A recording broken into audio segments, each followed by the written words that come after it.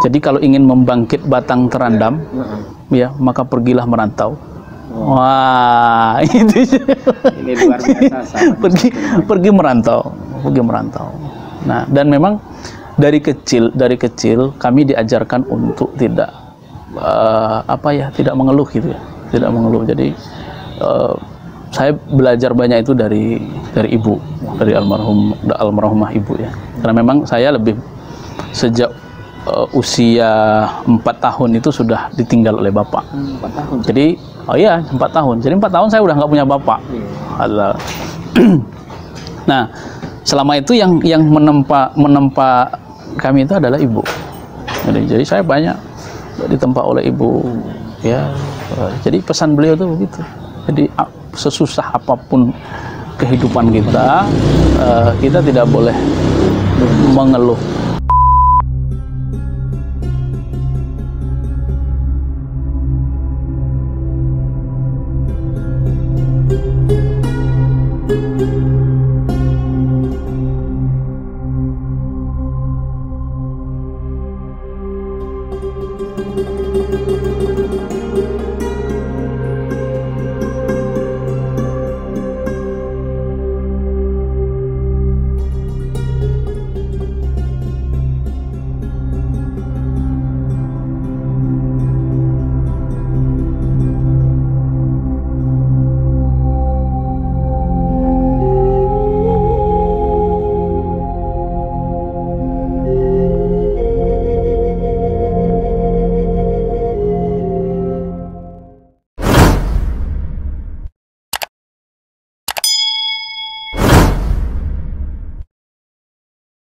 Bismillahirrahmanirrahim. Assalamualaikum warahmatullahi wabarakatuh.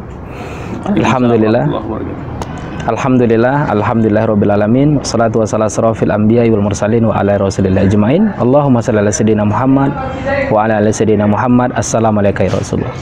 Baik, sahabat Inspiratif Remaja, alhamdulillah pada hari ini kita hadir kembali dalam channel kebanggaan kita, yaitu channel Inspiratif Remaja. Dan alhamdulillah juga kita pada sore hari ini kakak ditemani inspirator kita. Beliau adalah Al Ustadz Yadi Isman SE ME. Untuk itu seperti biasa kita akan berbincang terkait dengan membuat inspirasi bagi kita dalam menggapai kehidupan ini. Sebelumnya kita akan sapa dulu Al Ustadz kita, inspirator kita pada sore hari ini. Assalamualaikum Ustadz. Assalamualaikum warahmatullahi wabarakatuh. Bagaimana kabar Ustadz? Alhamdulillah. Keluarga Ustadz? Alhamdulillah. Ini Ustadz kita berterima kasih banyak nih atas kunjungan kami yang kesekian kalinya, dan alhamdulillah ini adalah channel untuk para remaja, mahasiswa dan seluruh masyarakat yang mendengarkan sebenarnya Ustadz ya. Tapi terkhusus yang kami inginkan adalah bagaimana pemuda kita yang muslim gitu kan, agar mereka tidak salah langkah dalam menghadapi kehidupan gitu kan. Maka untuk itu kami sengaja datang nih Ustadz untuk minta sedikit nasihat dari Ustadz dan kisah inspiratif dari Al Ustadz yang nantinya akan berbagi kepada teman-teman, adik-adik remaja dan mahasiswa gitu. Nah, ini dapat ya, sebenarnya saya kenal Ustadz sudah lama gitu. Namun karena kita belum sempat untuk interaktif seperti ini, maka ya tidak tahulah gitu kan bagaimana ini kisah Ustadz nih gitu kan. Baik sahabat remaja, maka kita langsung aja untuk berdiskusi lebih panjang kepada Al Ustadz kita. Pertama gini Ustadz, yang pertama adalah Ustadz ini kampung dari mana Ustadz? Saya itu kampungnya Turki. Oh Turki ya? Luar biasa nih. Turki bukan sana. Turki itu maksudnya tiku belok kiri. Oh, tiku belok kiri. Tiku belok kiri. Tadi kalau kita ke Tiku, Sumatera Barat itu ada namanya Tiku. Nah, Tiku ada belokan begini. Iya. Nah, beberapa sekitaran 3 kilo dari situ ada jalan ke kiri. Nah, itu ada kampung kecil namanya di situ. Orang menyebutnya, nama kampungnya Pasir Panas. Nah, disitulah, di Pasir Panas itulah saya lahir. Masya Allah, pasir panas itu.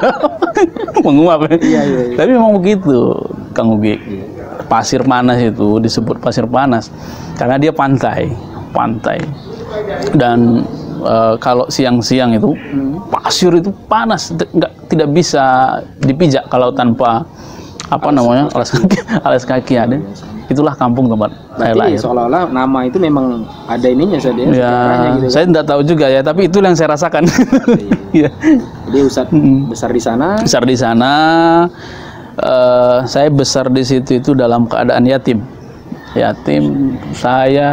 Kami itu kakak beradik itu 9 orang kamu, 9 orang. Tapi 9 itu yang besar merantau, besar merantau gitu kan.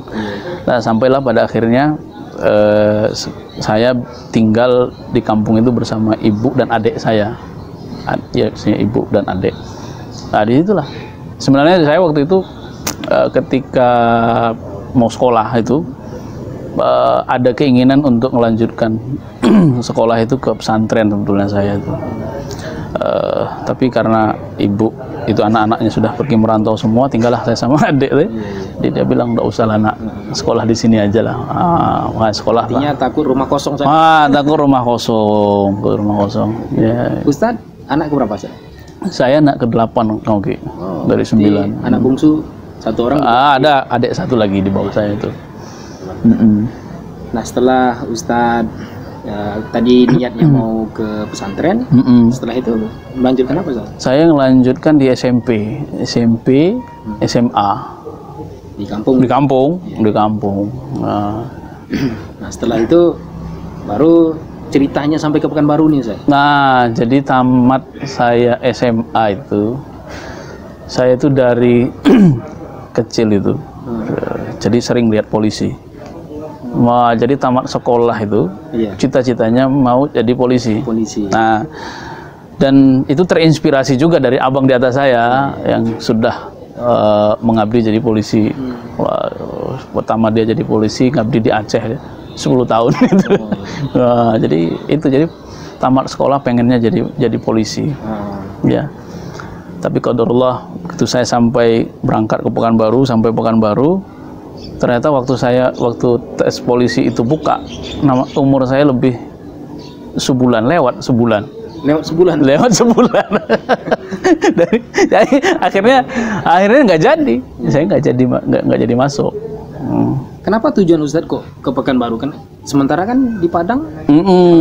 Jadi memang kenapa saya ke Pekanbaru itu karena memang saudara-saudara saya itu di Pekanbaru, rata-rata di Pekanbaru. Jadi kami itu dari 9 orang bersaudara itu hampir semuanya itu sudah merantau ke Pekanbaru. Nah, jadi ngikut jejak kakak sebetulnya. Jadi kakak gitu. Saudara. Iya, ngumpul gitu. Kalau lebaran pun tak lebaran pun bisa ngumpul saja. Betul. Baik, luar biasa. Nah, setelah itu baik, saya tangkap tadi Ustadz menyebutkan supaya rumah tidak kosong, orang tua saya juga pernah nih dengar Ustadz sebelum sampai ke Pekanbaru, Ustadznya dapat orang pekerja keras gitu kan.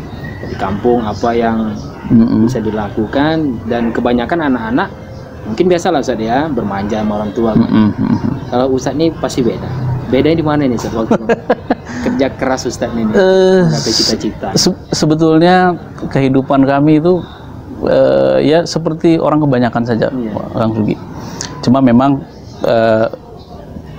kami dari keluarga kami itu ya memang keluarga susah, sehingga ada pepatah Minang gitu ya, pepatah Minang. Jadi kalau ingin istilahnya itu membangkit batang terendam, tahu Kang Sugi batang terendam? Iya, tahu. Jadi ada batang kayu yang terbenam di dalam lumpur. Itu kayu itu kalau terbenam di dalam lumpur, itu kayu itu kuat, keras. Nah, jadi kualitas kayu itu menjadi bagus. Nah, tapi kalau kayu itu tidak diangkat, ya, dia tetap aja dengan lumpurnya itu tidak akan menjadi apa-apa. Nah, jadi orang Minang itu punya filosofi begitu. Jadi kalau ingin membangkit batang terendam, ya, maka pergilah merantau.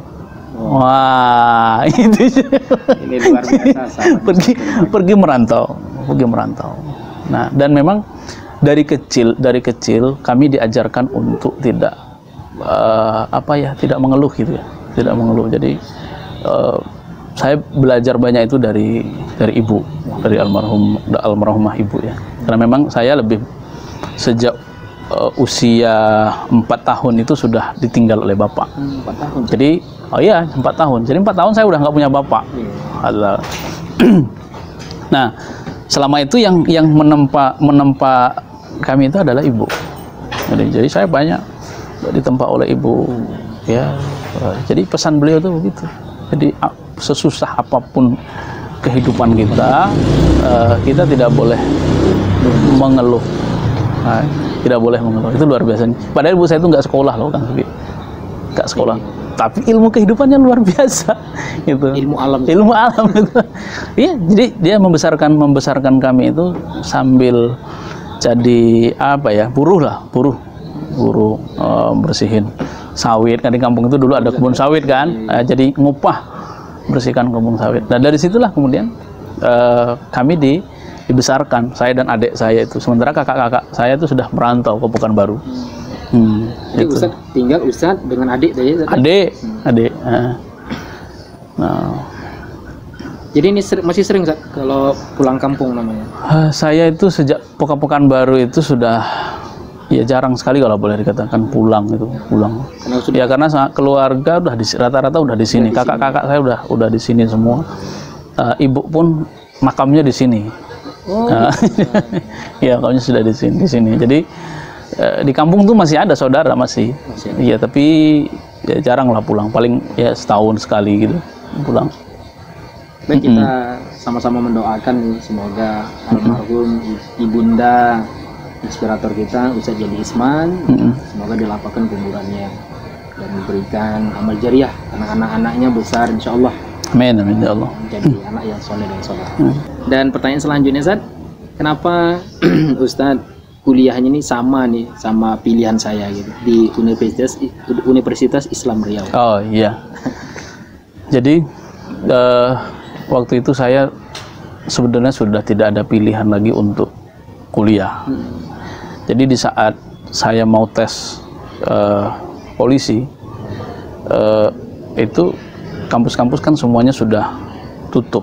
Kampus-kampus negeri sudah tutup semua penerimaan mahasiswa barunya. Nah, tinggal waktu itu yang masih buka itu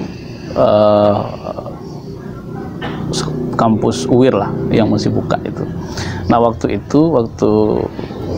saya memutuskan untuk kuliah di UIR itu ada 2 pilihan jurusan sebetulnya waktu itu. Mau milih jurusan hukum atau milih jurusan ekonomi manajemen. Oh gitu. Jadi setelah saya diskusi dengan teman-teman, dengan abang saya gitu kan, lalu dia menyarankan mengambil jurusan manajemen. Nah, bayangannya waktu itu pengen jadi pebisnis lah. Wah, pengen jadi pengusaha. Jadi belajar di situ. Nah, makanya saya memutuskan untuk ambil jurusan ekonomi manajemen waktu itu gitu.